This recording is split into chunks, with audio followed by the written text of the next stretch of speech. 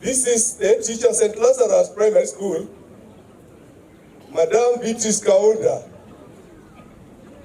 Madam Beatrice Kaunda, where are you? I've been properly. Oh, there you are. Manonya Marubechi Mugijinga.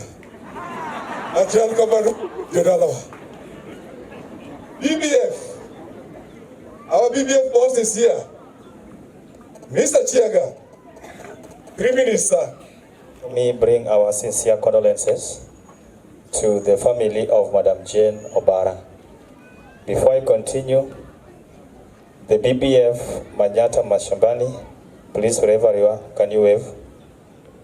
That is Brother Lennox of Kosao and Madam Onyango from Manyata. Madam Jane Obara was one of our members in Kisumu County, and I want to bring to your attention that we as the BBF office, we did all that it pertains to our constitution, and the family is very much aware of it. We have lost a great teacher, the way it has been said, and BBF now has gone nationwide. Any teacher employed by TSC in Kenya, you are allowed to join the Kisumu Teachers Burial and Memorial Fund. Please, let's embrace it, and we will continue moving higher and higher. We as teachers, we say that when a teacher dies, we lay him or her to rest. We don't bury. So allow me to say, let the soul of Madam Jane Obara rest in peace. Thank you. Allow me welcome the NAT fraternity through the BEC Manyata zone, Brother Juma. Welcome.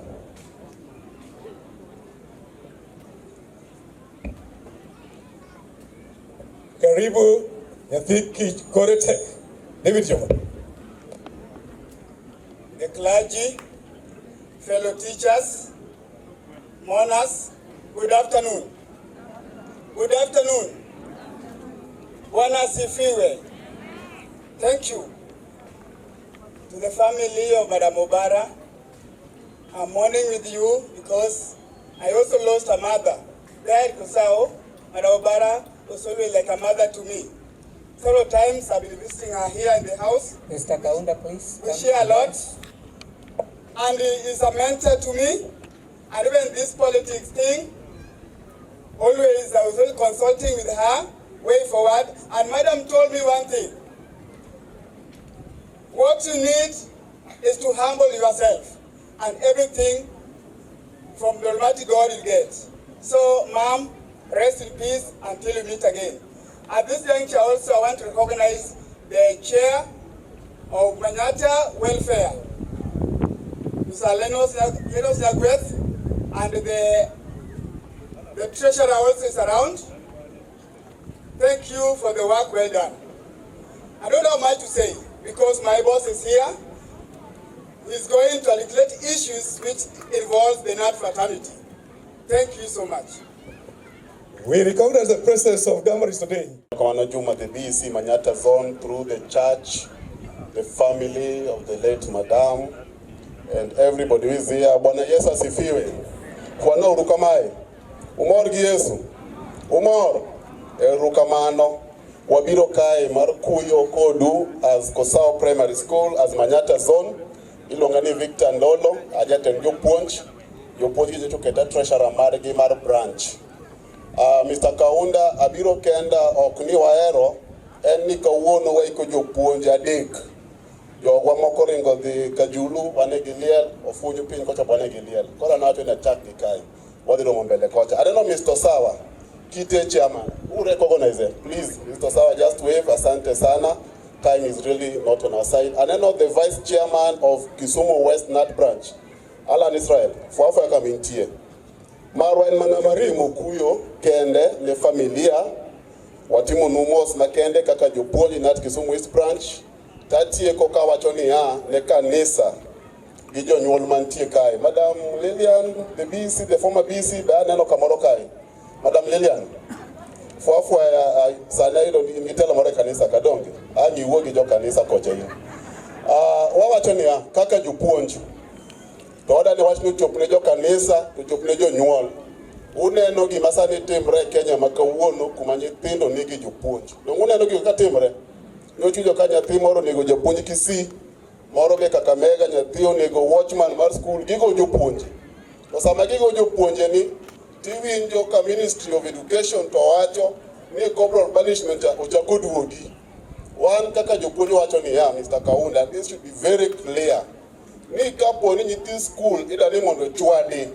Kare serikal oket police school ka school maka nyathi timo makosa, to miyo police tichwado. But sama nyathi ogo japuonj to serikal okuo. To japuonj koro nyathi to japuonj bende interdicted. As teachers, we want to give the parents the responsibility of disciplining their children. One wadong gipuonjo nyithindo. Don't come on jopuonj. One tijwa en puonjogi. Discipline should start from home, and that is why we want to have very strong family values from the home. Saniana no gazette, tako ndiki, nikoro boarding school ido aketi, because we cannot contain them in the school. These things start from the home. Dear parents, take time with your children. Uru kodigi nengiuru, to kocho polisa kawachwadigi, to kare school ka school, omiwa polisa chela chiel. Atieko arwa kojete edwa the CSO Manyata Zone. Karibu sana. Oh, Mr. Katago, I give it back to you. I'm calling upon my colleague, officer in charge of Manyata Zone and the entire Kisumu City, Mr. Chore. You are now representing Education Office. Thank you so much. The clergy, thank you very much. I've brought them the condolences from Teachers Service Commission to the family, to the mourners. We want to say that the director was supposed to be here to represent the Teachers Service Commission Secretary, but the Education Secretary, the Education Fraternity is receiving the CS in Kisumu. So allow me to represent him. We will not take much of your time, but I want to say that this is a teacher who was hardworking, dedicated, and committed. When we brought CBC, competency-based curriculum, they were the first teachers to be trained in competency-based curriculum. At one time, I asked her, in this zone of mine, there are two teachers bearing a name Sule. Are you related with the one in Kondele? Then she smiled and told me that is her sister. So that and both of them actually were involved in CBC training. So that means they were devoted, they were willing to get implement the new curriculum, so we don't take it for granted. I think now I want to read the statement from the CEO Teacher Service Commission. I can see the church is jittery, but you can be sure for us with the teaching fraternity, it won't take much of our time. So I'll lead the eulogy, then I'll hand it over to the head teacher who will give it to the family.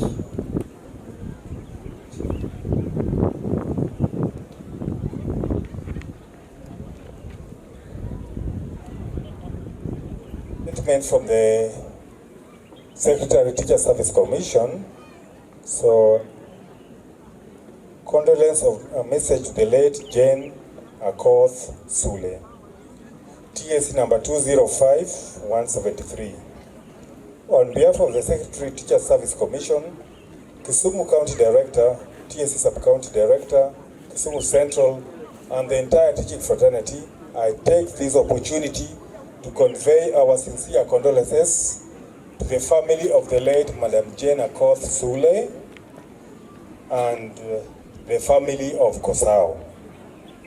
According to records held in this office, the late Jane Akoth Sule was a teacher employed by the Teacher Service Commission as a trained teacher and posted to Kisumu and taught in several schools, including Nyamkebe, Tido, Ayaro, Migingo. While in Migingo, she joined a pre-service college in 1989 at Asubi Teachers Training College. And the year 1994, Madam got transferred from Kisumu district to Kisumu municipality and posted to Kosao Primary School in 1997 to teach all subjects. While in this school, she showed a lot of dedication in nurturing of lower grade pupils, showed a lot of dedication and leadership skills to her staff. She had trained in CPC, grade 1, and had a diploma in ECD. She was a senior teacher. She was also appointed a classroom teacher, a position she held until her death on 25th January 2021. May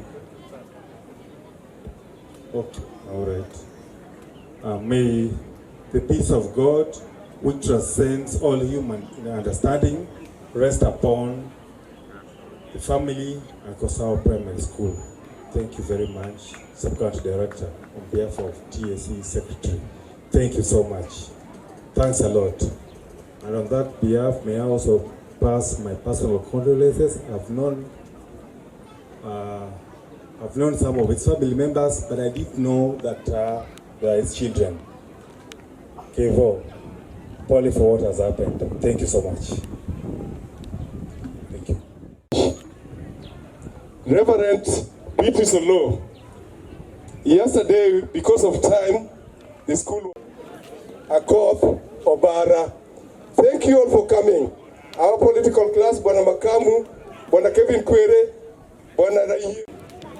President Moi, kuja kidogo toe mkabila bisa. President Moi alifundishwa na hiyo ingine ni baadaye. As you go back, travel safe and sound with common sense. Kazeti and K. Asanteni na Mungu abariki. Collins, Zabulon na wengine ingia kwa kanisa na mambo itakuwa ni nywe. Asante kwa nagaunda senior ni na nani. Asanteni kabisa. product of the teacher. Thank you so much. Thank you. Just for 2 minutes. Are you ready? You will organize and not disorganize, but you will organize everything. Mama Pamela Ugola, tafadhali join AIC Bugura Choir so that you salute us.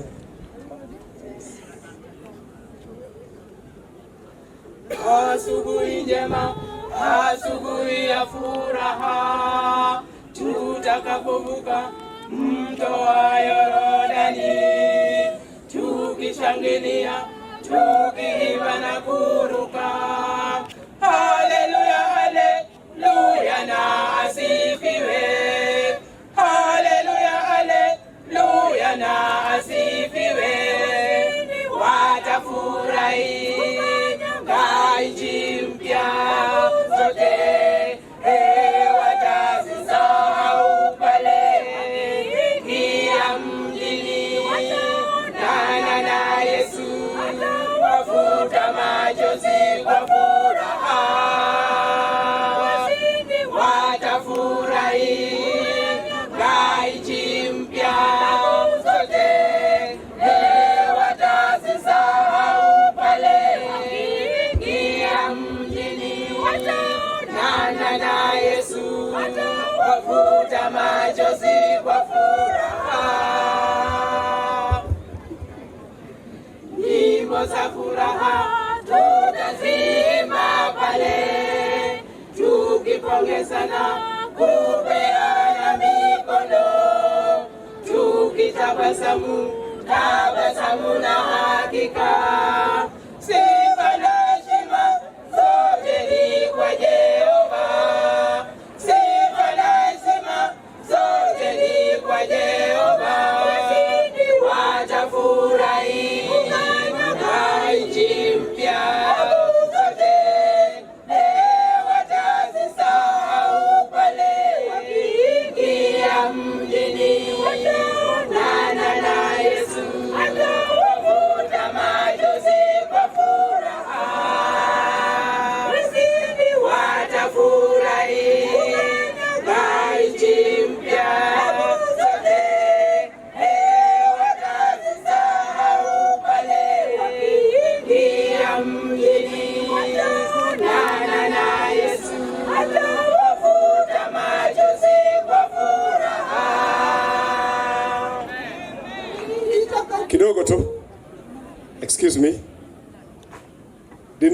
AIC Mbugra, bed gi enthusiasm ma conductor nigo, unyalo wer nyaka Rwanda. But for now, to our work, karibu. Erokamano Kadri, Beatrice, Kamora Shedi Jodolo, Vicar General. Amoso Nruoth Opaki. An iluonga ni Reverend Festus Opiyo Minde. Awuok Maseno West Diocese, e parish miluongo ni Kagonya. Gimomiyo antiere ka nikech hera mar Mama Jane. Ndalo moko kanabire kanisa ne noluonga gi padri mane ntiere John Manase. Kanabiro yalo got siany. To kana setieko to mama nomako kod osiep. Gimoro amora mane timre dalawa mama ne chope. Kendo kata kani iko mama na ne gibiro kamoro achiel gi padri gi team manowa Barnabas ka bane gigona pole. Gimoro amora mitimo kitimo na induction to mama osebedo ka chope. Na neno hera maduong' ma mama ntiere go. Kendo kata kane gichokre ga estate to no hinyo ga luonga kwa biro ga Arambe kenda bedo joyalo. Mane momi agoero kamane momi awacho nyaka bika kendo mondo achung mama kata doko na dok pio ntie tich moro morita tagoero igi wachie matin. Basi an kadwa wuoyo kuom Mama Jane matin kabisa. En adier ma ji osewacho ni Mama Jane mama ma jahera.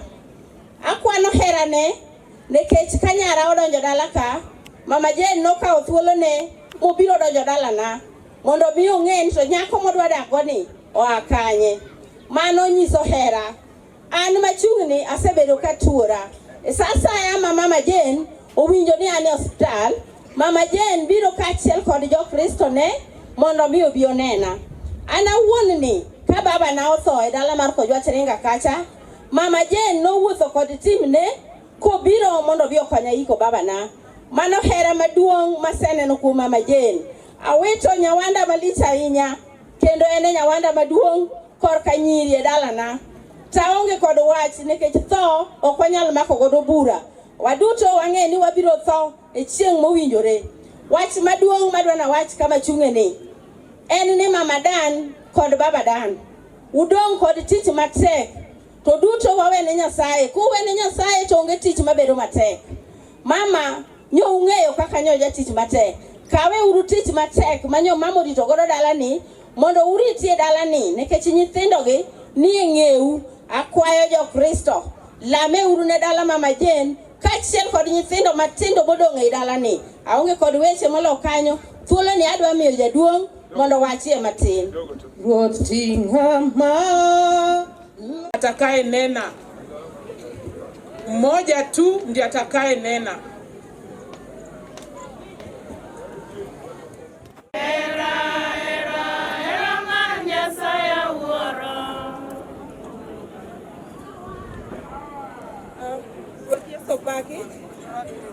Yeso paki kendo ne kanisa marwa mar Anglican, jomonje, josiasa gi welo duto to moloyo to family mosewito mama gi.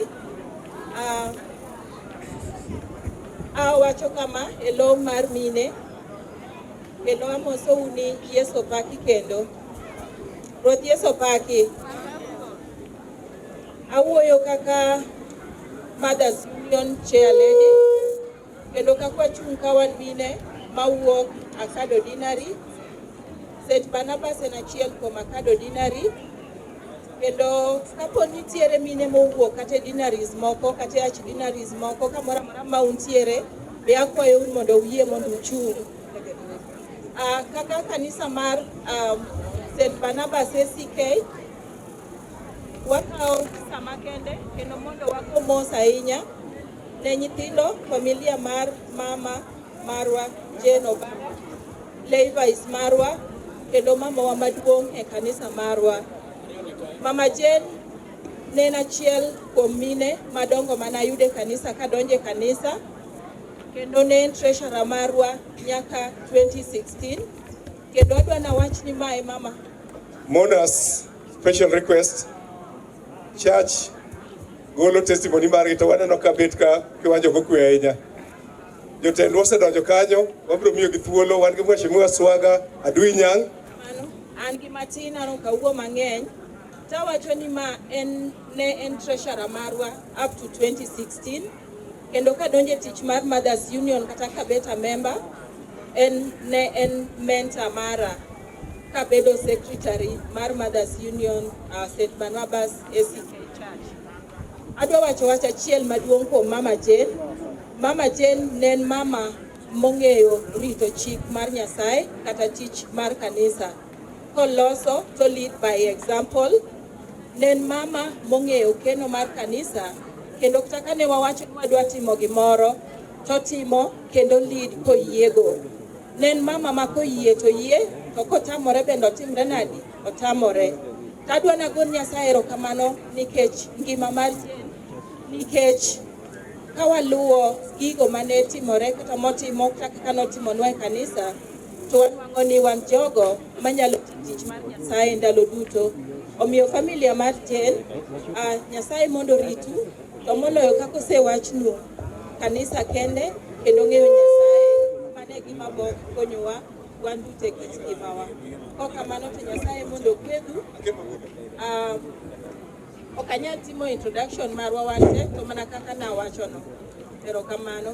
Mike ok clear ahinya madam. Amedi moro ka. Mheshimiwa Nerea, karibu sana.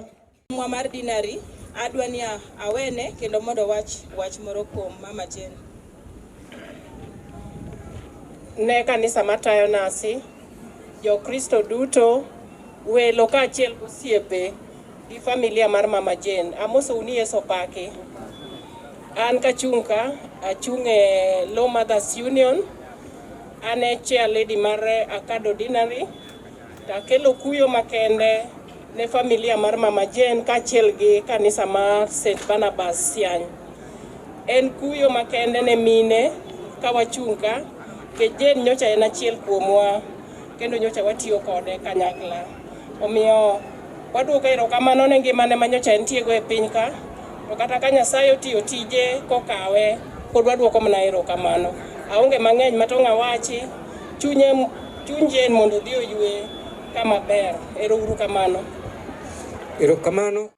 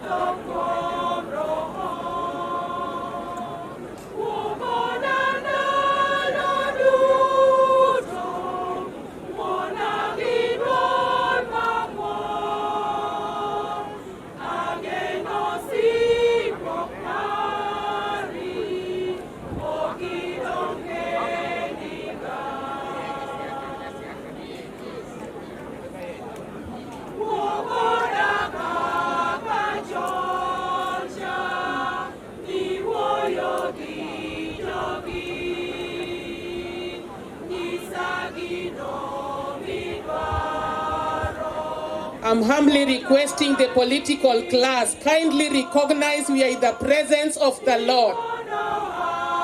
The political class kindly recognize we are in the presence of the Lord. Angugombaka seche mawase tieko.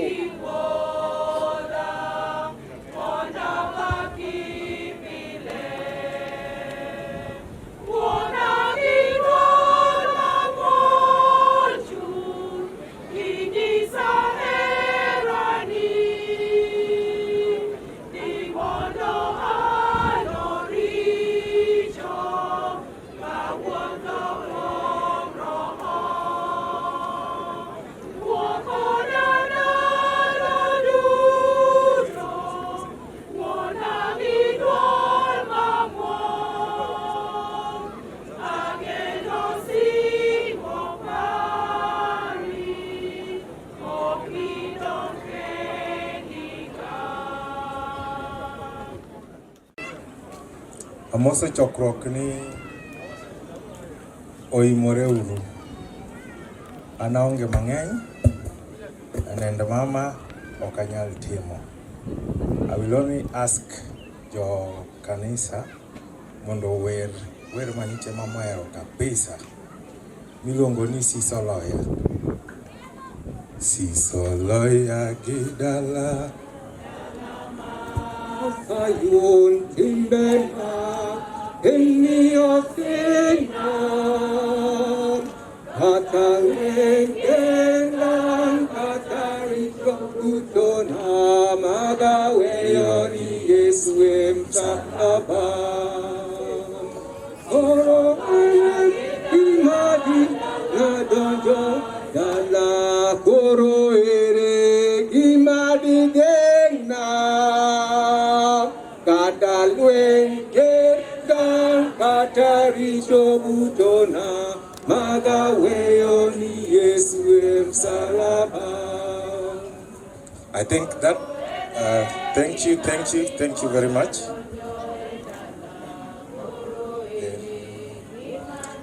Oromo. I think that song summarizes Mama's life. Mama was very privileged to have known she had her purpose in this life had been fulfilled, so she was ready to go. No, so we did not believe. We did not know that it would come that early.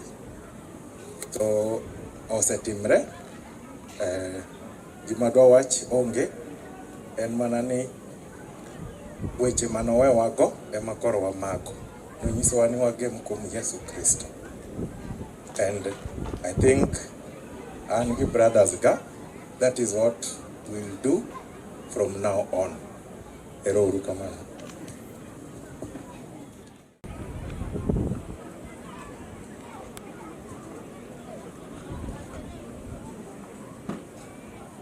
Habari zenu, mimi naitwa Kevin Obara, mimi ndio Kevo.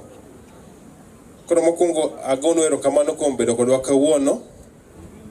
Oroko ji duto dalaka. Ndio wawito mama. Barkata wawito mama one strong. Mama chal ka gima nong'eyo ni chiegni dhi. Dhano ng'e nade ko chiegni dhi. Dhano ng'eyo ni chiegni dhi kalore kaka owuoyo.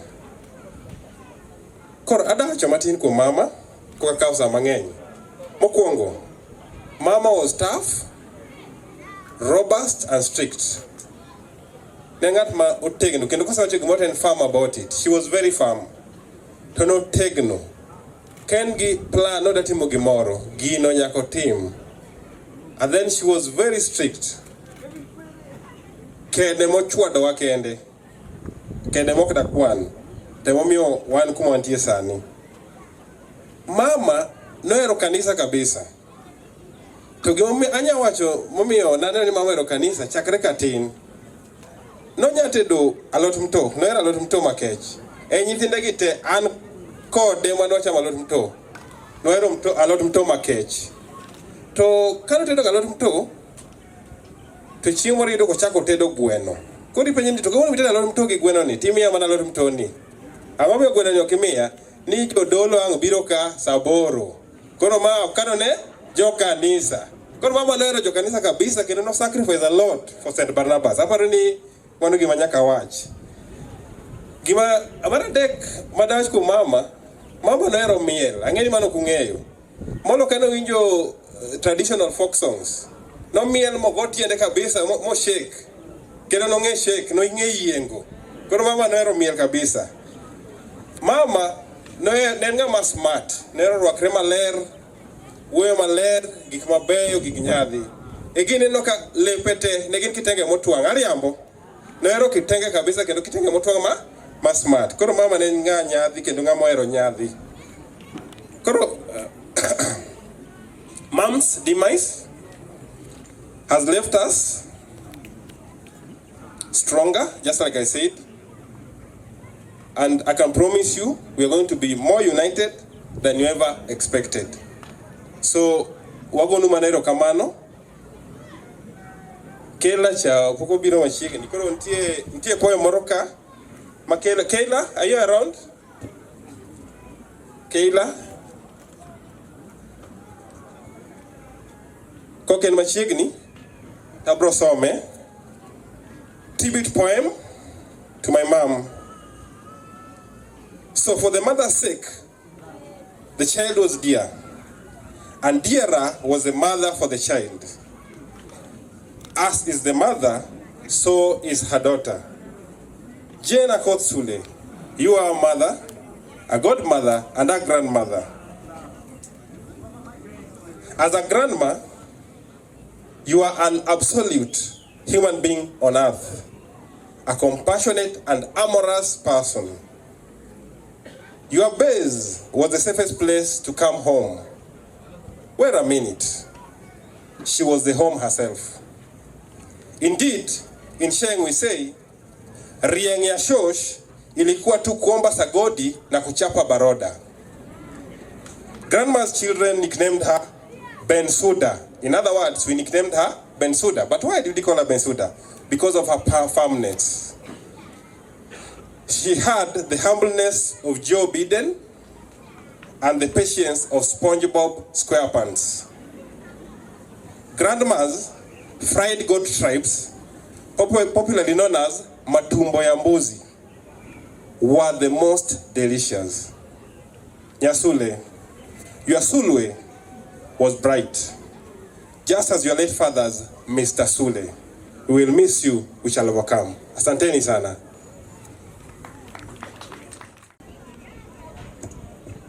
Mokwongo ne kanisa, wede kod osiepe, gi politicians, mobiro konya kow mama.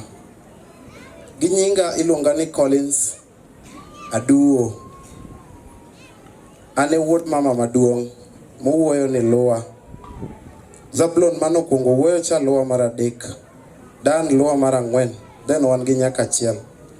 To kawe mano, wan gi brother wa. Chungi fobe. Mano en brother wa. Mano man gi Maureen. Sani en tiere odwa fully. Koro mokwongo, adwaro wuoyo matin kuom mama. Achiel, adwaro keto ler makende, kendi chikiti maber. Ang'eni sani ji obiro, bro wacho weche mopogore, udwa winjo gima wuok kuom family. Chikiti maber. Owach ka, kendo wachi ni mama nolwar e bank. Mano miriambo maduong'. Mano miriambo maduong'.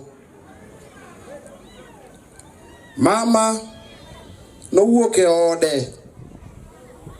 On Saturday, ne wan gi zap, nonego bed ni wabede bura kod mama, nitie wendo mane biro walosogo. To kaking'eyo gik moko kadwa timore, gik moko pondoga. Kanadhi mama noponde baf noluokre, to karo setieko luok to pondonwa. Zab norite bathot, man be kora jok.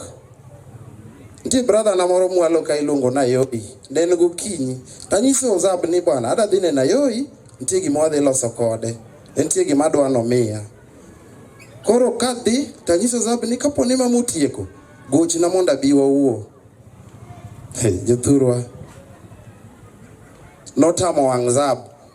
Zab kanodhi mama wuok e bafu dhi e bedroom. Koro gera. Zab ni noduogo mokego ma penjere tiluwa nang'o. Zab odhi e bathot. Mama nature ne makata nyithinde gi ong'eyo. Mama kawuok ga kata odhi ma school. Ode chaigo ga dhot machien kiful. To dhot no be mowuok ga go. Chieng' mane mama dhi noyawo dhoudi ma mbele mokwongo nyaka grill ma oko. Mokawo kifunde go. Dani nyoche nigi jatich.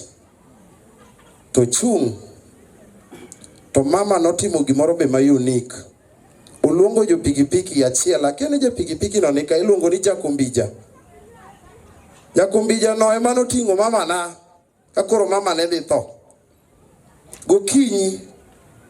Jakombija obiro. Gimok timre ga mama uluongo pikipiki nyaka dhot. Kare ong'iyo Zab gi drisha ka oloso gi ja pikipiki ni. To nyiso ja pikipiki no ni kaw pikipiki ket mbele kacha. To mama koseketo pikipiki Jakombija biane osedonjo. Gimomiyo aluongo bwana ni adwaro nung'e adiri makende ki ng'ato wuok kae gi weche mopogore e tho mama. Mae ng'ama noting'o mama nokoloso gi nyithinde na Saturday nikech Thursday makoro mama thoe ni mane wagole e school mabe atimo ne kaunda mos. Period no yudo ka nyithindo timo penj.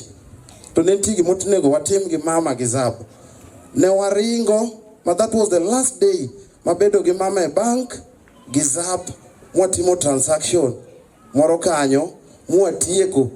Manyako insist ni to Zab idwa dhi gi Collins nang'o ok wadhi kama. To Zab nyise ni wadhi kode. To wakawe Bath Cooperative Bank to wakete pikipiki to wang'ado ndara gi Zab. To wakawo pikipiki police dog. Mane chieng' mawuoye gi minwa mogik Saturday to nopondonwa. Koro akwayo bwana ni mondo embo wachnwe kaka nokawo mama e dhot gi kuma nogik go gi gik mane giwacho gi mama mondo eka tieki. Jodolo amosi uno okwe. Amosi jiruto ni okwe. Basi ane Jakombija. Mama osebedo ga customer wane jo boda machung' e dhogeti kama entiere cha. Koro pile duto ko idho ga pikipiki obiro ga irwa. To idho pikipiki to dhi kuma dhiye. Chieng' no oluongo pikipiki adhi tadonjo achung' e dhot oluonga ni dhi e dhot machien. Ka dhi e dhot machien ana achung' e dhot machien. Karo wuok ga dhot mang'ono mambele. Sama no awuok nwatire hospital. E kama na wuok nwadhiye. Kwa chopo mbele okoni wakonga rawe bank eka gol pesa mondo adhi gang'ono hospital. To ka chope bank to awe dho bank ko wacho ni kalure line mar bank ok danga tima ng'ono dakarite awe mondo ang'no ka pikipiki moro machielo mondo bigo. Kora pani kama ne kan wadhi mawege bank. Ne en gimoro saa 4 madhi 5 kama anadok kot kaka chieng' ng'eny adok nindo ka duogo bang'e ayudo ka geto yaw ni madhotho. Koro gino litnwa saidi wan pikipiki madhanyo choerowa kendo nyicho wachni wan security ne. Wan security ne kendo kanjo kech wasekonyo alot chieng' moro nyathi olwar septic tank nyathi mathin ka mole wi septic tank. Wan ema wakonyo nyathino tinde duong'. Omiyo jogo duto makata man gi gede wega un get thuolo. Dine beni madho go gede kaka jomoko loro ga gate. Onge kaka dinwa konyo nyathino. To madhe en ng'at mano hero wachni kama owite nyako idwoke nyako. Koro ng'ato kama owite customer idwoke ng'ono. Ana Jakombija Collins beduro beda gi kwe. Aparo no winjo koro gima dwa tieko. Wach bank ne mana dwaro no winj maber. Mama nodhi e bank ma ene manotere. Mama ogolo nyaka pesa mochulo bwana ni. To logo e dho bank modonjo. Gima ne mama dhine bank chalo kama. Mama ni ene leader. Ene teacher. Mama en treasurer. Kogola. Mama ni en treasurer a church, a group mar Alpha. Mama ni en treasurer Kolua Development Association. Nyoche en treasurer kunda de. Koro nyoche gidhi golo ne pesa negi kao from account mar Alpha kitero e diocese. Mama bang timo magi mosain motieko eka mama no dhi osiptal. Adwa no wiji kanyo maber. Mama noteri nuka. Wach luar e bank mawinjo kae ni shetani ashindwe. Gonyuru mama, we wacho uru gik mamiriambo kuom mama. Winjo ler katieko. An kaendi gi jo kanisa. Usewinjo kaka iwuoyo kuom mama e wach kanisa. Jo kanisa nyocho chung kodwa motegno. Godhiambo gibiro kendo gilemo, to wambe nyoche giketowa e lamo. To gimomora gi padri marwa. Padri ni en strict mana kaka mama. Nyocho wacho gimoro to nanano ka gino se scare jomoko. No wacho ni ka in gi wach midwa wacho ne nyithi jengi, wach negi kapok oiki. To kik ni koseikgi koka in e japuonj ma in koro idwa biro puonjowa. Mama wewa ka wadongo, wan gi mon, wan gi nyithindo, owe nyikwaye. Kisomo kanyo owe 13. Koro mama maduong' kamano erin koro idwa biro puonjowa ang'o. Bini biro konyowa wan gi rem moro. To kotamowa kanisa onge gi weche mang'eny, agonyo mama odhi gi kwe. Awinjo ka jomoko wacho ni gisomo, dakteche moko ne nika. Dr. Kaunda gi moro cha nyingi okolal. En wuonwa. Dr. Tago. To ada ngiso ni okapaka gisomo moinga. An wuoy mo puonj gi professors madhi 100. To achunka kaji unu bed strong. Beduru strong. Life is a journey. Everyone's destiny is written. One mon kai te kitabu wasendeki. Kitabu no imikia kumantie. Library kumantie ikia. Koro bugi no sendeki Nyasaye. Koro awacho ni ikuwa Nyasaye utangnie kitabu no mondisom. Dipo ka nitie gik michenjo on your way. To my main concern momi achunka, I had a vote of thanks ne jomo konyowa tayo liel ni. Ing'eyo ni mama ne nigi groups mang'eny. Number 1, I had go thanks ne Kanyagweno group, Kogola group, and I go thanks ne Kanyakwar Mwalo self-help group, mosebedo ka biro to tayowa, to gonwa rambe mokonyowa makoro watimo nyasi makama. Ne wadwano mi mama send off maber. Emome be ineno kwa tweyo ni stage. Stage mapok no twe. Nikech nen mama manyadhi. Kata bugege, kata gige kano pango school, no pango maber. Kata kano omak gi handwriting maber. Kata handwriting ne maber. Ok kaka mara ok nyasomo. Achaka go ne thanks ni KDA, that is Kolua Development Association. Nisha waneno luetu uparowa wago erokamano. Achaka go erokamano ni Kosao Primary School. Kosao Primary School, you are the best. You are the best, you are the best, you are the best. Utimbo no miracle. To paruru ni ambe mane skunda. Mr. Kaunda. Na index 1, kikinena nena kama. Iwinjo kabisa. Mane skula, kendo angi joma nasomo go school, giwuotho ka, aneno kaka Kennedy Otieno Ombe, Bethwell, Odhiambo, gibiro yuaga, gine tent, gine toka ka, gibiro gone japuonj gi boss. Mama bende nigi jomoko manopuonjo years moko, kako bungo wich ane ni kanyo. Mago bene nopuonjo Koro aneno ka ji mang'eny obiro ywago mama, agonu erokamano. Achako agone Joseph Barnabas Church erokamano kuom tayo nyasi mar mama nyaka koro kama wachopeni.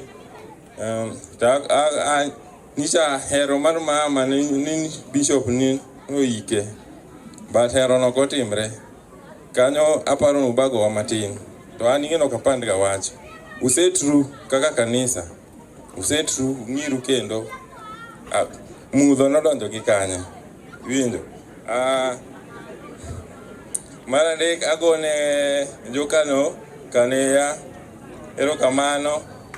Ikelo dawa mokoro ogone mamwa erokamano. Joma miya jiwo, jo Akado ICK erouru kamano. Special dedication nachaka dhine George Musula kuom help mosekonyowa through this work. Achaka gone Walter Jumba Hombe and his family support mosemiyowa kaka gibiro pile pile nyaka mama ne tho.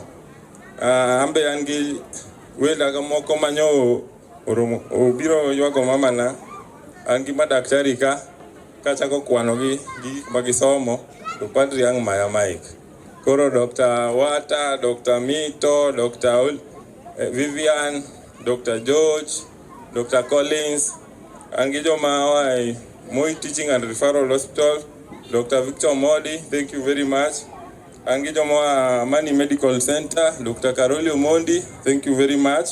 Angi Dr. Silas Stoker, Mano Lecturer, University of Nairobi Dental School, thank you so much. He represent Jowa. Alafu angi Kosa alumni ma iya manatieko 201, thank you very much. Mobedo chaired by Kennedy Otieno Ombe, Manobe Alungu ni kazina. Ken, thank you very much for standing for me. Your support is really appreciated. Angi osipega moko be ma Grace Medical Center mo biro limaka gine toke kucho ginda kteche madhi 17 okaja lungo gite kae nikech sa agoni erokamano kuom kono mamana.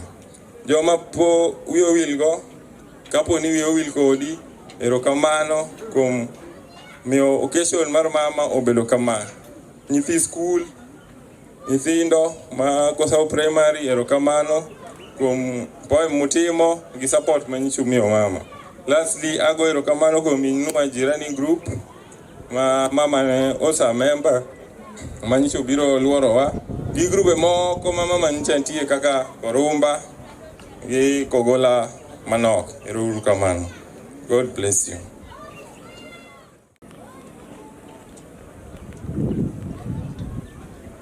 Miyo kanisa luor gi duong'. Jo kanisa atimo nuero kamano kuom biro konya ko yuora.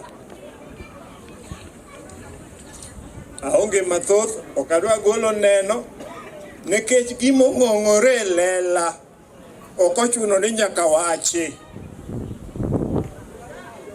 Nenda koth Nyakolwa, analuonge kama Nyakolwa. Neno e kanisa ka mobiro kowe. Nenda koth neno e oganda ne manyocho tudore go mobiro kowe. Nenda koth neno e family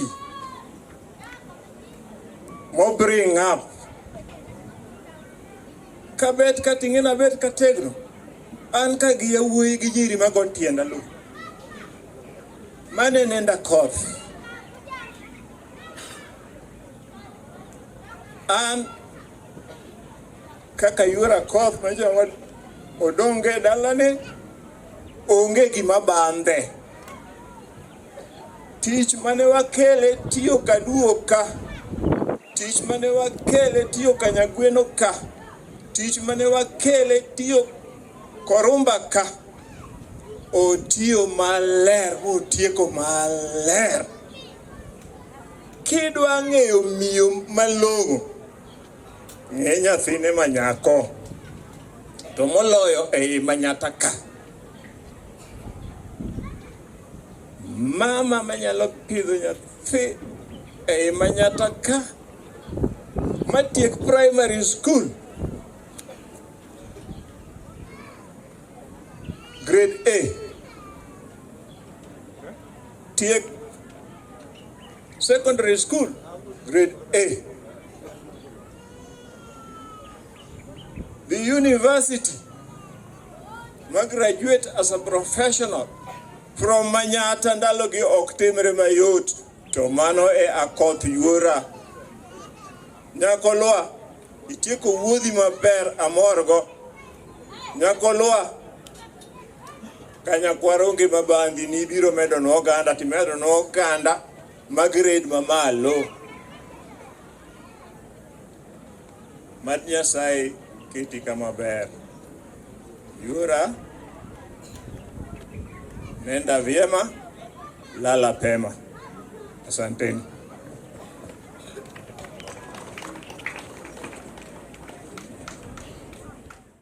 Opakroth Anyinga Walter Ogada, an jagongo Maya Kagan, an mara bedo brief ka jaduong' osewuoyo ok ber kendo ni amedo gima sa jaduong' osewacho. But thuolo mayudo ni remo na wach mana erokamano kuom osiepe ma ochung' kodwa bende. An ma the husband to Maureen Domi and madhe nohero ahinya kata mar arus nochung' kodwa kabisa. Koro remo na to erokamano kuom jadolowa aneno Reverend Alfred Apella mobiro from All Saints Cathedral. Waduoko erokamano kata gi Canon Beatrice, they officiated our wedding, to waduoko erokamano ahinya. Wambe wan gi jo All Saints Friends mano biro kodwa ochung' kodwa since to mar mama gi makbiro ka gibiro gilemo kodwa. All Saints Friends kama muntie waduoko erokamano ahinya.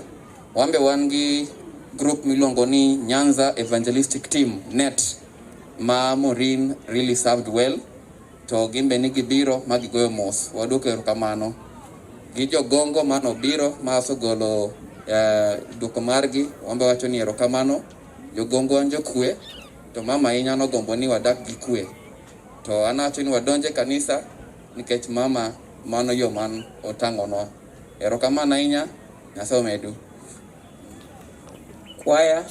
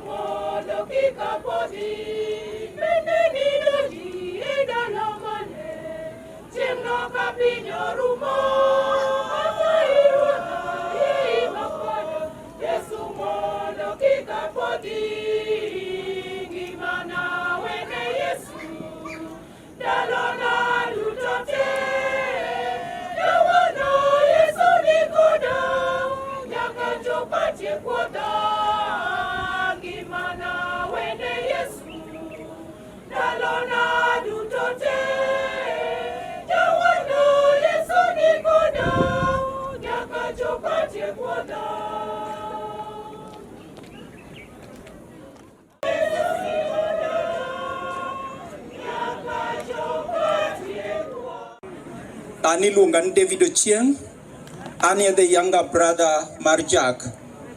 E kindwa gi Jack nitie ji maromo ang'wen aoko, Gilbert Gala, Jacob Onyango, and then Ann.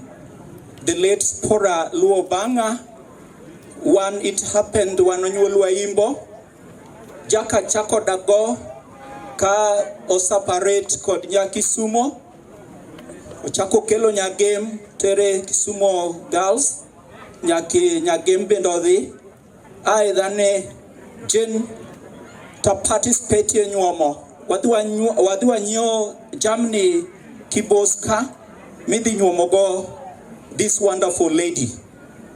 This is the lady I can salute. Mani nyako momiyo Jack and Dano. I'm very proud kaneno joka Jaka nikich this lady, very organized. I salute her. This is so special lady.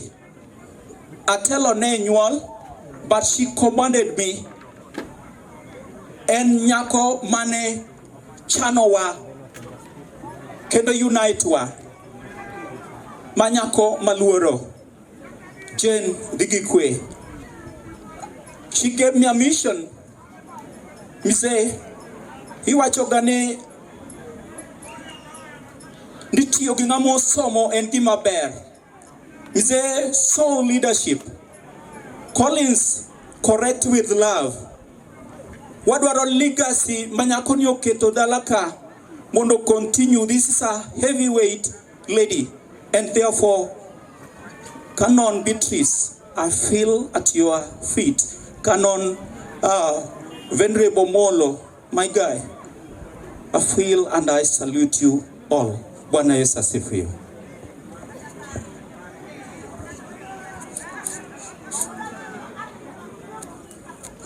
Well, I want to greet you all in the name of Jesus. Praise the Lord. Well, my name is Reverend Alfred Apella. I serve at All Saints Cathedral, Nairobi, and I feel very blessed to be here. I want to thank Canon Beatrice and Venerable. Thank you for allowing us to come and pass our condolences. Today, I stand to offer condolences, to stand with Walter and Maureen, who are actually members of our church in Nairobi. Together with Canon Beatrice, did their wedding, a very beautiful wedding. And today we stand to actually celebrate a hero, a gallant soldier. I met Ma'am Jane during the wedding, a very vibrant and powerful woman. From her eyes, you could see God. Actually, you could see that this lady really fears God and loves God. And what she's left behind is a great legacy. A lot has been talked. I've been sitting here, and a lot has been said, and I don't want to say so much. But I want to talk to the family. I want to talk to Collins. I want to talk to Zablon. I want to talk to Dan. I want to talk to all of you, Maureen. I want to thank God for you. Thank you for being one and being solid. I lost my own mother 2 years ago. People talk. People talk. They have a lot of talking to do. But I want to encourage you. Remain solid, remain strong. Let them talk. You keep on walking. And God's hand will be with you. God bless you. Thank you very much.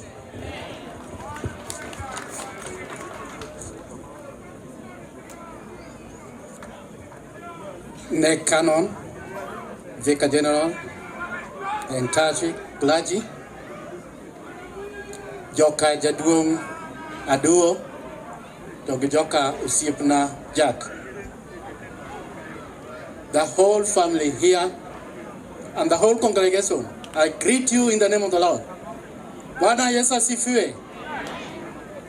Abiroka Nikeche Margaret, Malcolm, Susan, Leah, and Kara outside. Minigi dinenek minwa okdonyuola. Koro mi abiroka. Osewach mang'eny kuom Jane, to matado wachone Joka Jack. To en gima koki prepare yourself well, to you will waver. To kadhoneji, and last time na wito minwa to after 3 months awito jahoda. Koro gik majibro wachoni kik uchike itu. Adwoko Nyasaye ni ungi ankuka very able person. Barak is here. Consult uru. Mama nitie ka. Consult uru. Kik udhi outside. To concentrate uru e dala ka, Nyasaye ma jarit biro ritou. Ka usomo Zaburi biro wacho ni onge jakwath moloyo jakwath Yesu Kristo. Omiyo wang'eyo ni Nyasaye biro ritou. Nyasaye mondo obed kodu. Nyasaye mondo ogwedhu. Nyasaye mondo okelnu kwe makende mondo nying Nyasaye oyud duong'. Ero uru kamano.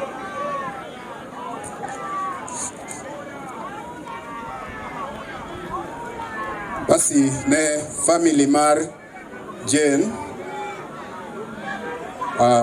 Canon Beatrice, Vicar General, and Reverend Julius Eric Sanjiri, Onyola Butere, Angamo Kuo. Aka thuolo makende mar kelo kuyo marwa on behalf of my own family, nikech family ni ang'e maber.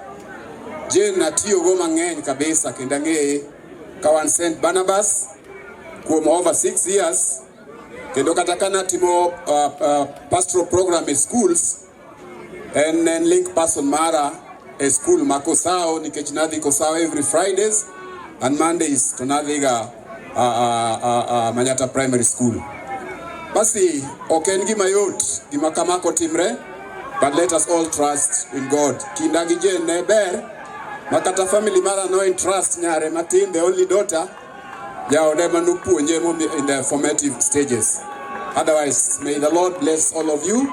May you have solace in Christ as we send Mama off. Thank you.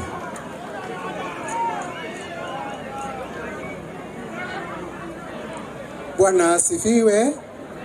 Opaki Yesu. Vicar General, Vicar of St. Barnabas. Agoni Nyasaye erokamano kuom thuolo momiya mondo abi akow mama. 2016 nabiro St. Barnabas. Kendo watiyo ochopo kama koro wadwa gero kanisa. Nyasaye nomiyowa rieko mawayiero mama ni kamikwane pesa. St. Barnabas nigi system margi. Gikwano pesa, kisekwano pesa titero ne treasurer. To on Monday pesa dhiye e bank. Kane waseyiero Jane, nawachone ni kanduru moro lal to nachungi iwachne jo kanisa kuma pesa dhiye. Agone Nyasaye erokamano ni kanisa osebedo consecrated, aweyo ka onge wachone ni pesa moro lal. Otiyo maber. Group mone entie iluongo ni Alpha. Jomoko paroga ni Alpha ombeo. Alpha nigi system kaka pesa wuotho. Awuotho e grube gi duto ang'e group mobeo ma ji ni godo. Omiyo Jane otiyo tije. Ang'o ma ok Jane otimo madang' wamak ne lawe. Winjo nyithindo wuoyo, winjo kama lasbo nitie, everything. Omiyo Nyasaye en Nyasaye. Gima dwa waronu, Nyasaye ng'iyo chuny. Uto ng'iyo dend. Ung'iyo kuonde mwadhiye. To Nyasaye to ng'iyo chuny. Omiyo tich den wanyalo neno gi hera ma Nyasaye oherego. Koro Nyasaye okete kama ohero. Nikech an ok anyal decide kama odhiye. Nyinga iluongo ni John Manaso Liech, an jakano sani an Muhoroni Parish. Nyasaye mondo ritu.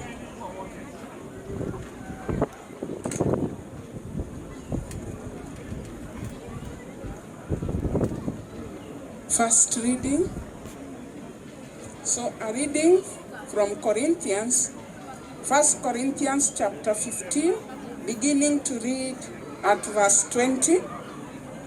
Those who sleep in death will also be raised. But the truth is that Christ has been raised from death as the guarantee that those who sleep in death will also be raised. For just as death came by means of a man, in the same way the rising from death comes by means of a man. For just as all people die because of their union with Adam, in the same way all will be raised to life because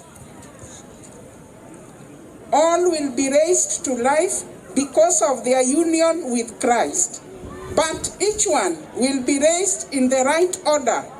Christ first of all, and then at the time of his coming, those who belong to him. Then the end will come. Christ will overcome all spiritual rulers, authorities, and power, and will hand over the kingdom to God the Father. For Christ must rule until God defeats all enemies and puts them under his feet.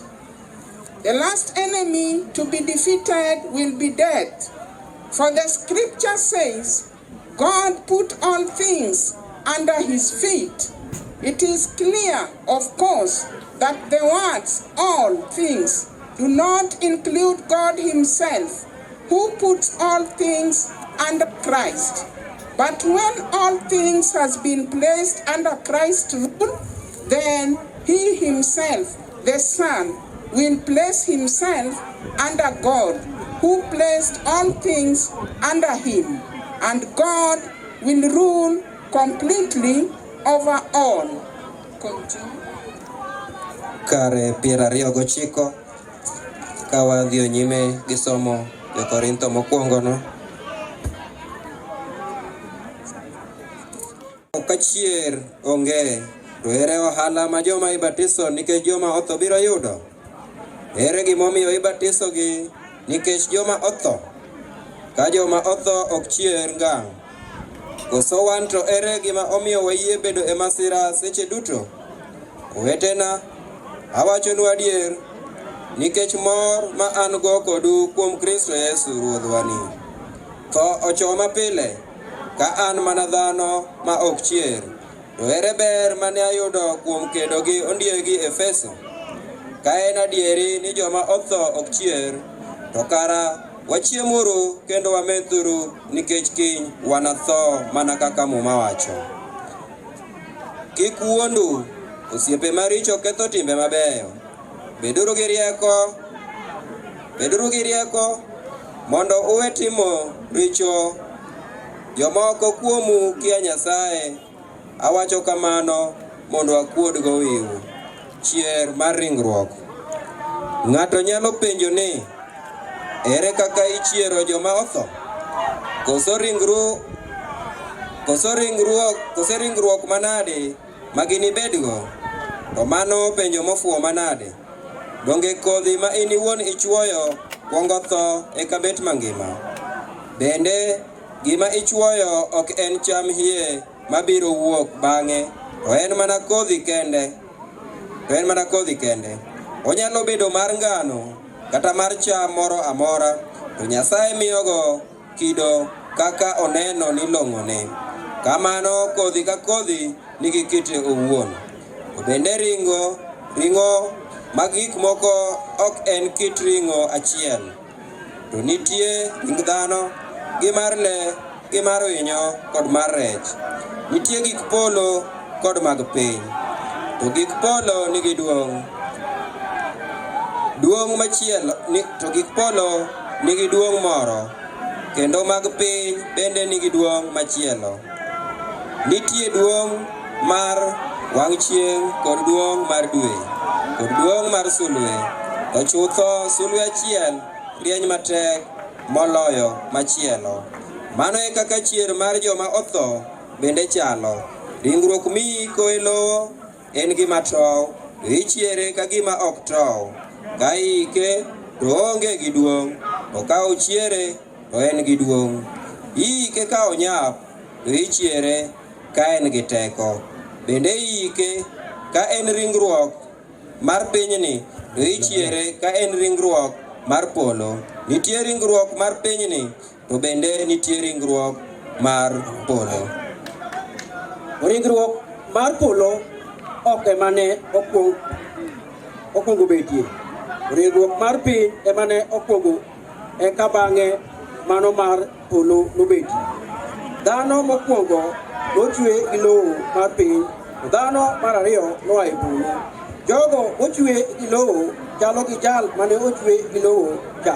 Jogo mag polo chalo gi jal mane oa e polo. Kaka wasebedo gi kido mar dhano mar lowo, e kaka wanabed gi kido mar jal manoa e polo cha. Owetena, gima wacho ema joma pod nigi ringruok mar pinyni ok nyal yudo gweth mar Lord Nyasaye. Bende gima tow ok nyal bedo wuon gik ma ok tow. Winjuru mondo awachnue wach moro mopong'. Wanatho waduto, nolokwa ahucha nandiemowa.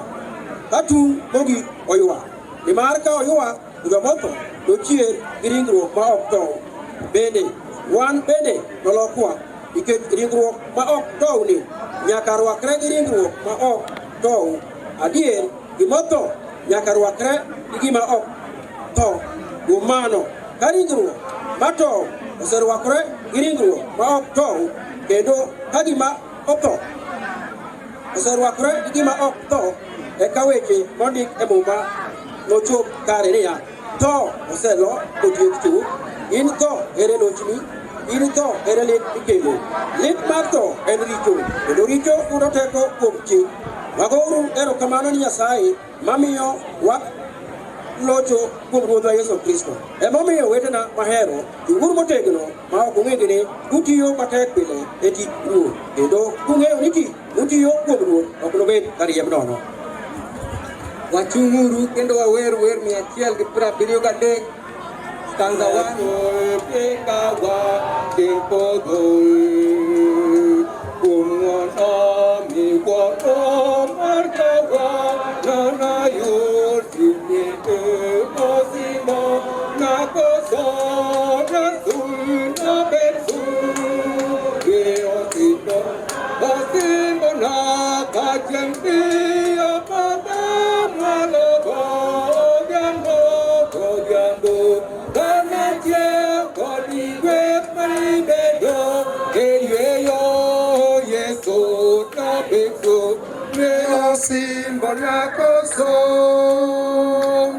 Wabedi.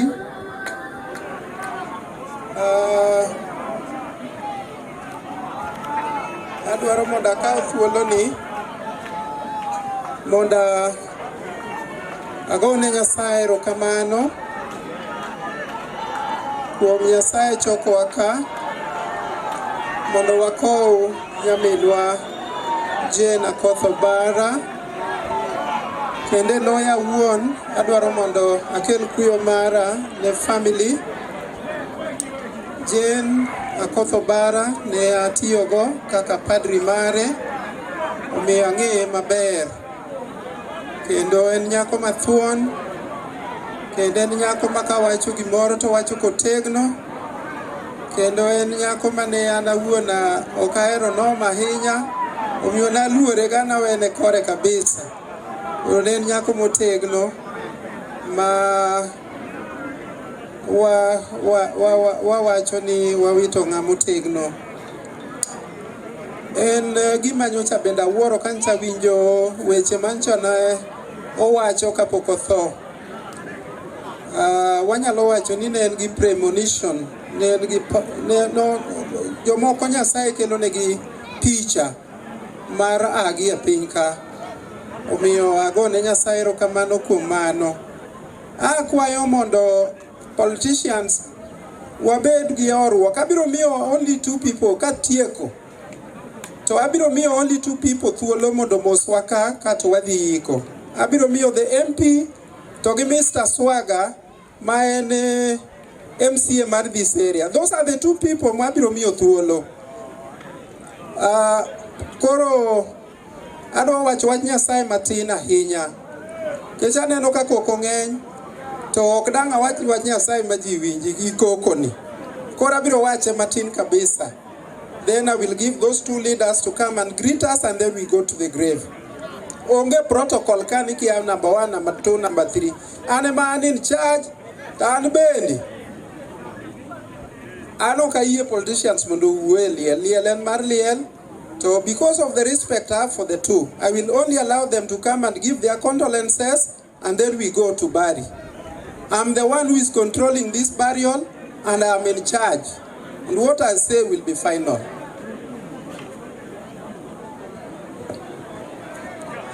Adwaro mondo assure the family ni the bishop is here because the bishop is on leave and I'm in charge. The vicar general is in charge. Kikuluor. Amen? Yeah. The book of St. Luke, chapter 23, Kare Matindo Gradegari Wachonia. And 2 others who were criminals were led away to be put to death with him.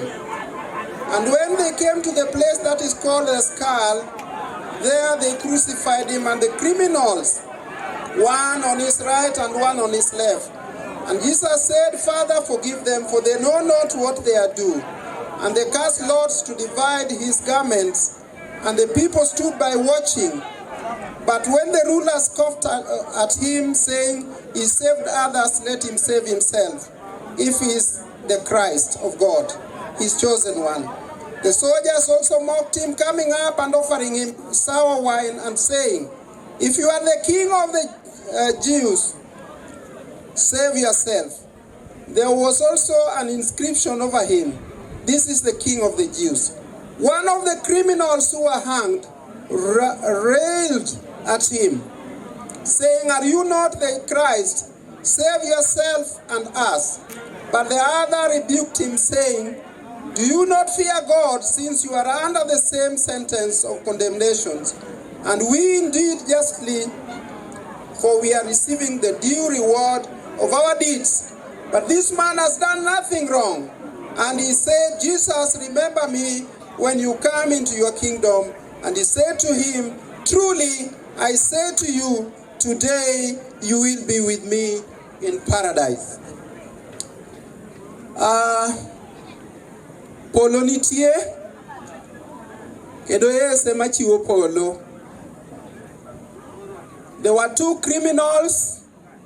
One repented of his sins, but one never repented. Enoko weche gok ne chande.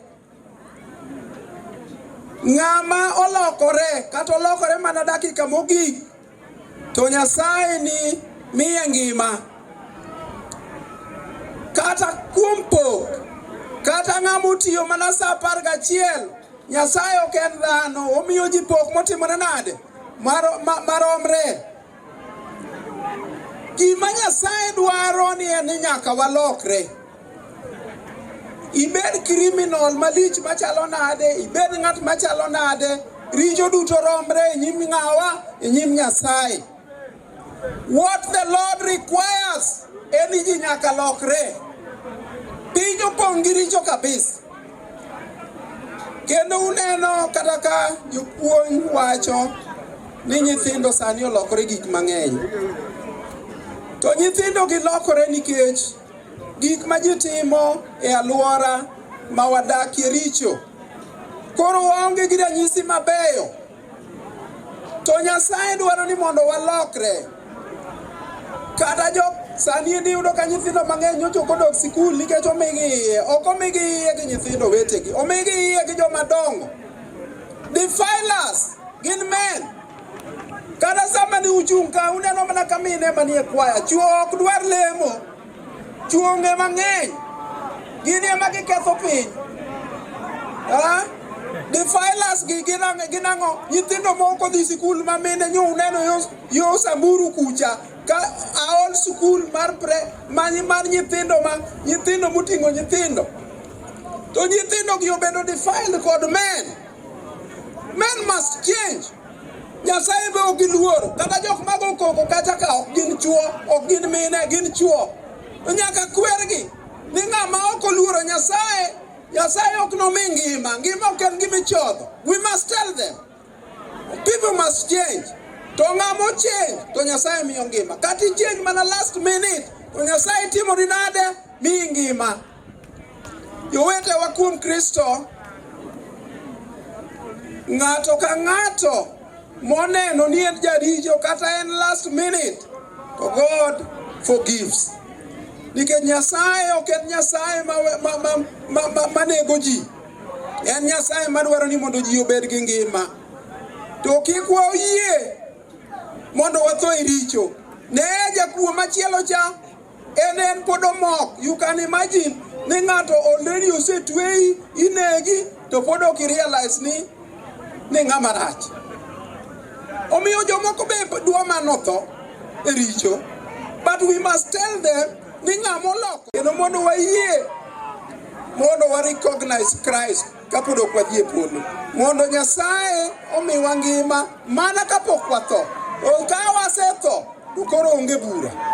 There is no mercy after death. There is only mercy before death. But after death there is no mercy. Koro en judgment. Nyasaye mondo puonjwa kapod wangima, mondo waluor Nyasaye, mondo wadog ir Nyasaye, mondo wayud ngima. E nying Nyasaye Wuoro, Wuowi kod Roho Maler. Amen. Nyaka jowetewa man kanyo, jo kanisa wasewuoyo go weche ber. Koro akwa uno ling. Omiwa mana dakika 10. To as the area MCA an aonge wach madhi wacho, atemo mana secho nikech an e host mag welo man ka.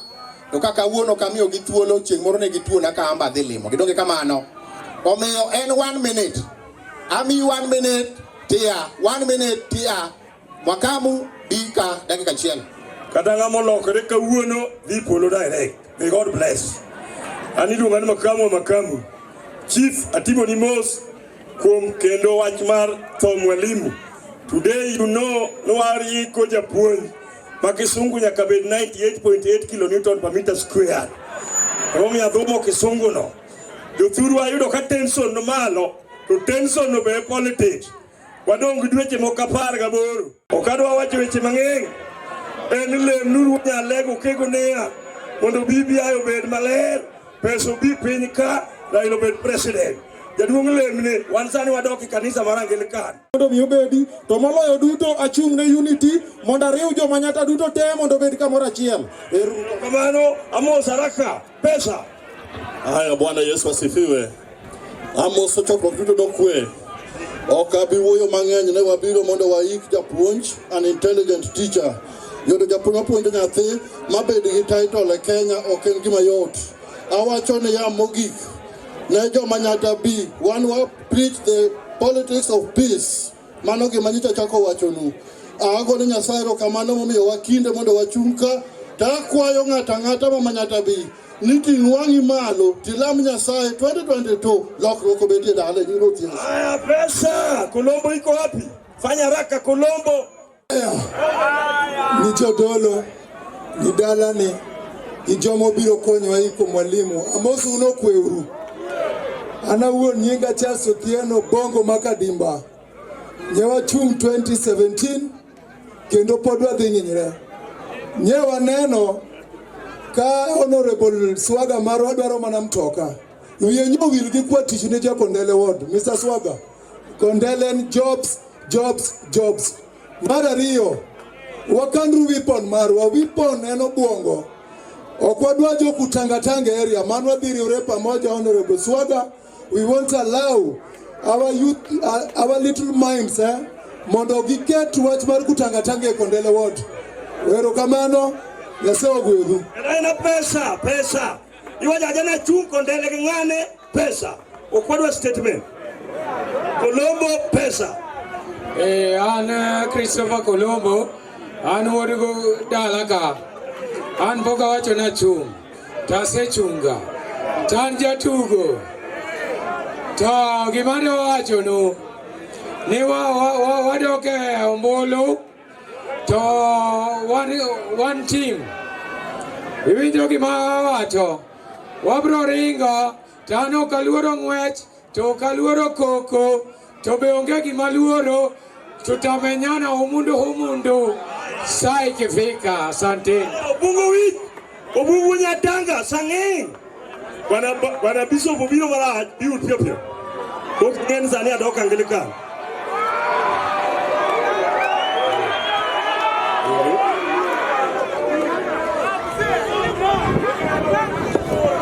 Basi mokwongo ne kanisa maler matayo chenro odiechieng' ma kawuono.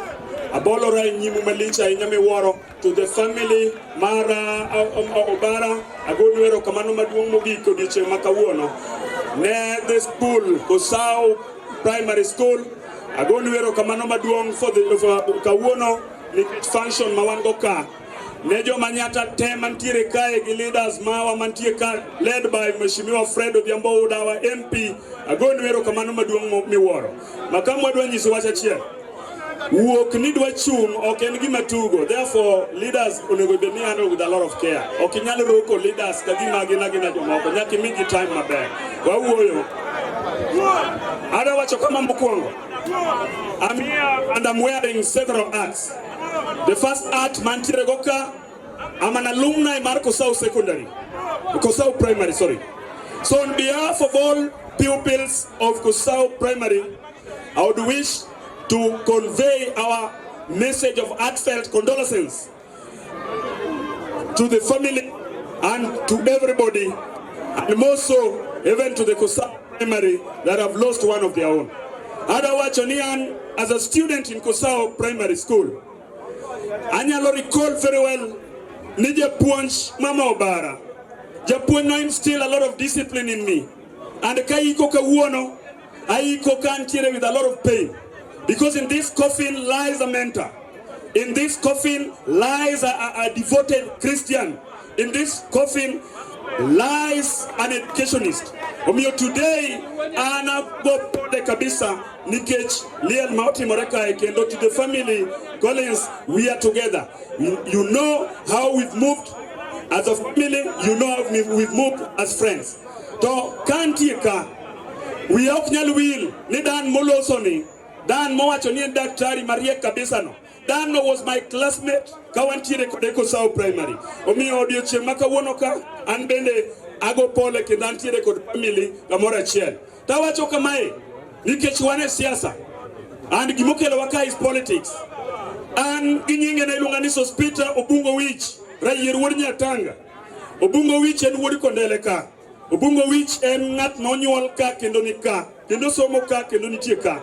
Amor ni dano wacho ni wasomo kode ngato nyocha ringo kuonde gi wacho ni kato bungo kodhi school kawuono dano confirm no bungo dhi school mi adwa wacho nu ni kiriambo iloko weche kuonde gi kija chien ringo kodi loko wi to chopo seche moko makoro piny koro yudo wange kendo jo piny yudo adier message man go ka tatieko ka message man go tatieko adwa wacho kama ang'eyo ni jomoko kasore gi wach time mondo mi kik wawach gima nitie adwa wacho kama Ramawango, okabi wacho mang'eny jodalawa.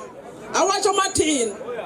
Jomanyata adwa nyiso uni piny koro yuso to kiny piny noru. To ka piny noru, wabiro wuoyo. Weche richo to kiny wawuo. Ero ukamano. Aya, Gabi iko wapi? Leleke pesa. Ket pesa, very good. Gabi kuja Gabriel Ochieng. Ta. Jadolo se chungu kando nyalo.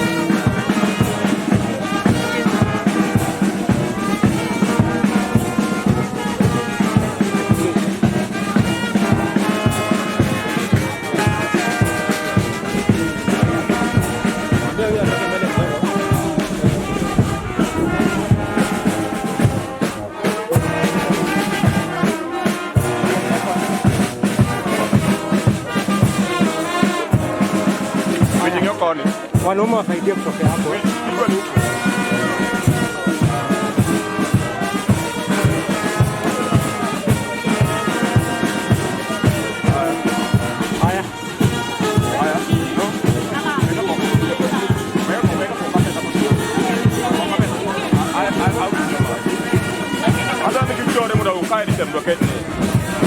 Haya, pero hii baada maisha hayo toka hapo wewe.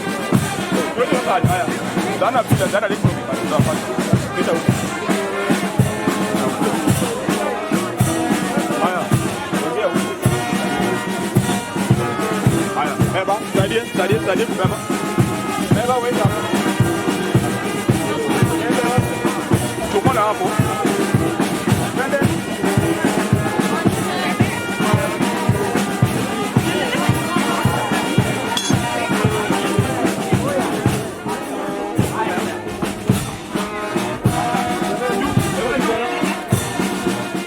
Toka huku.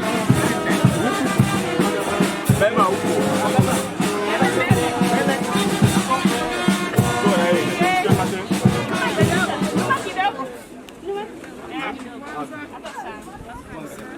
Wacha to confirm.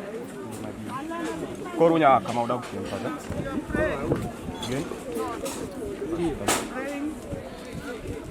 Lord Jesus Christ, through your own time in the grave, you made the graves of all believers sacred.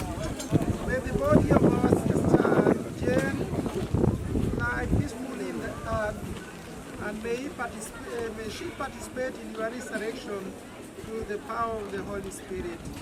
Amen. Okay. I think now you can lower the body. The brigade can continue as the body is lowered. Power. Brigade, one here, one. Wapi leo? Ndiko iko wapi? Ngoja.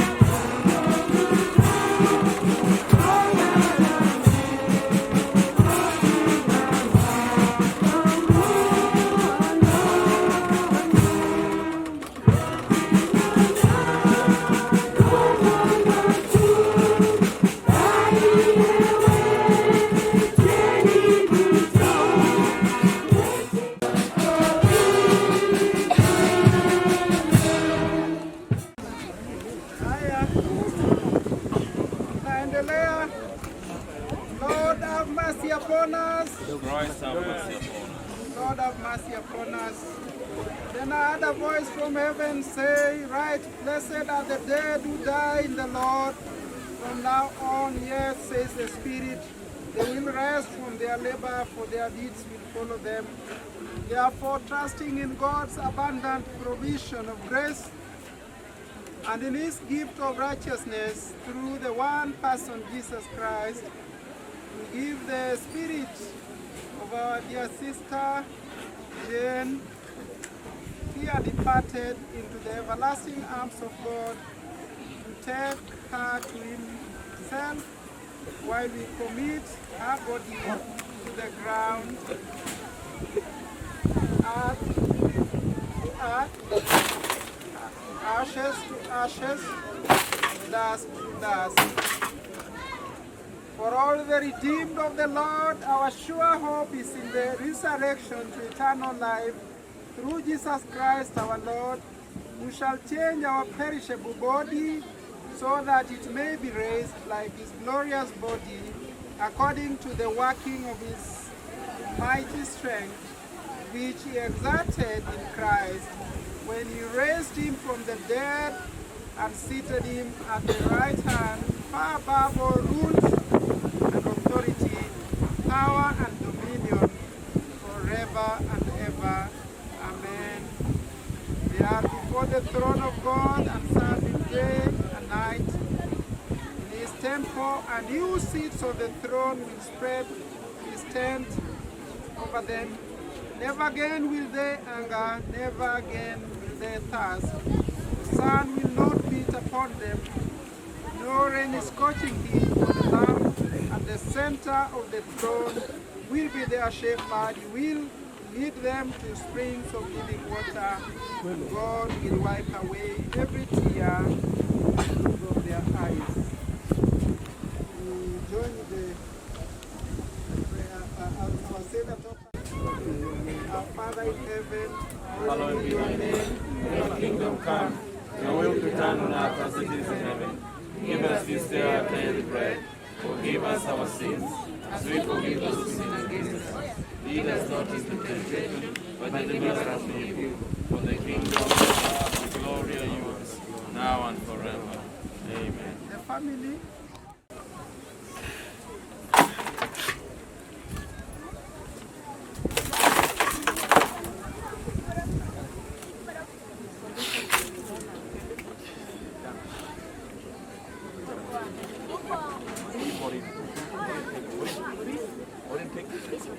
It's all right.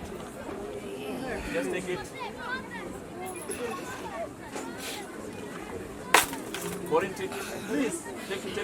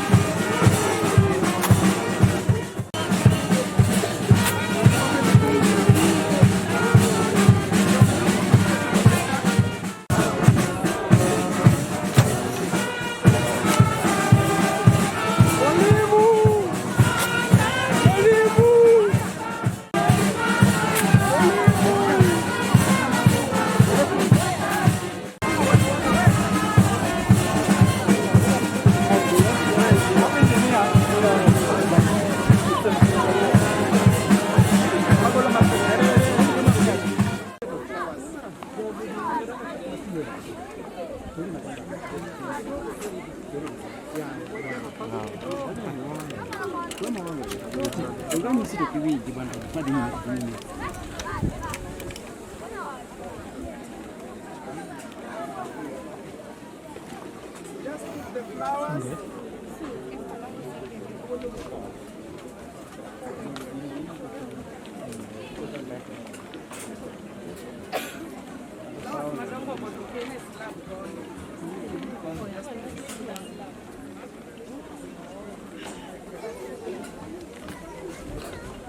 Okay, after you cross.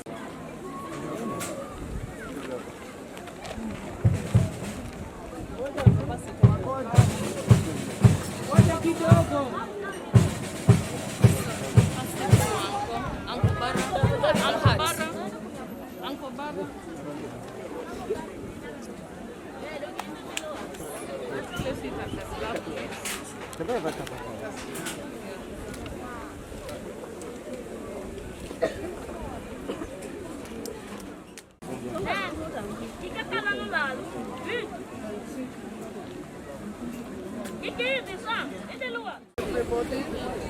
I want to thank the Fundis, I want to thank the mothers, I want to thank the choir, the brigade, the family. Our special thanks to you for the way you have cooperated with us. It's so wonderful. Thank you for that. Despite the pain, despite the... I'll say the final prayer. Our Lady does too. Well, very nice to acknowledge. The Lord bless you and keep you. The Lord make his face to shine upon you and be gracious to you. The Lord turn his face towards you and give you peace. The blessings of God Almighty, God the Father, God the Son, and God the Holy Spirit be among you and remain with you always. Amen.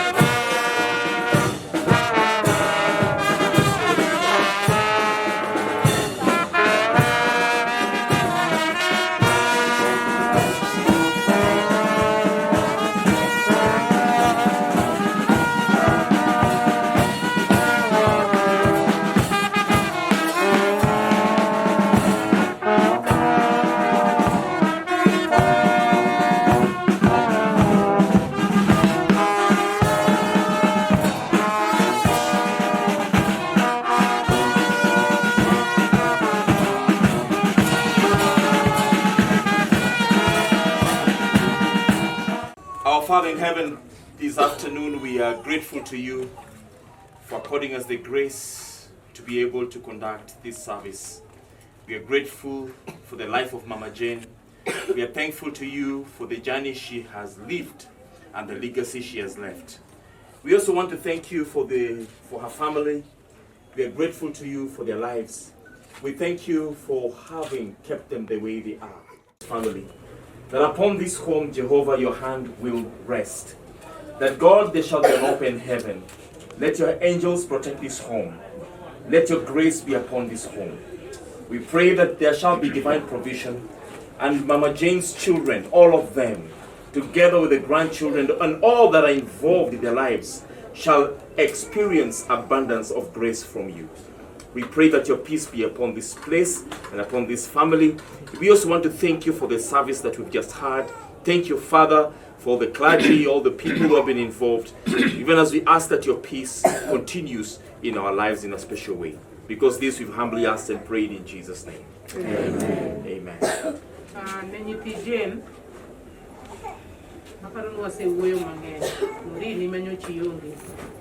The church is wide open for you.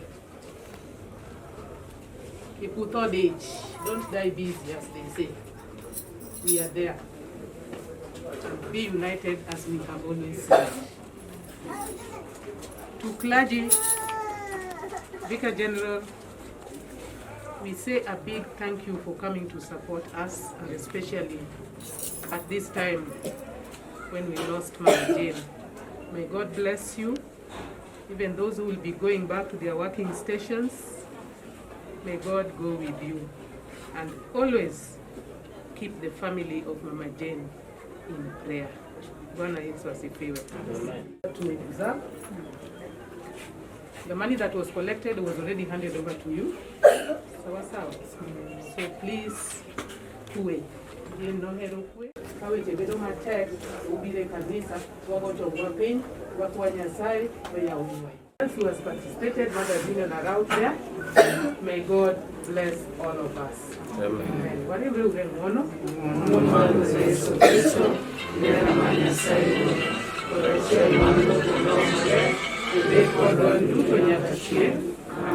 Mar Cristo mondo bed kodu. In bedo bed kodu. Asante. Emonya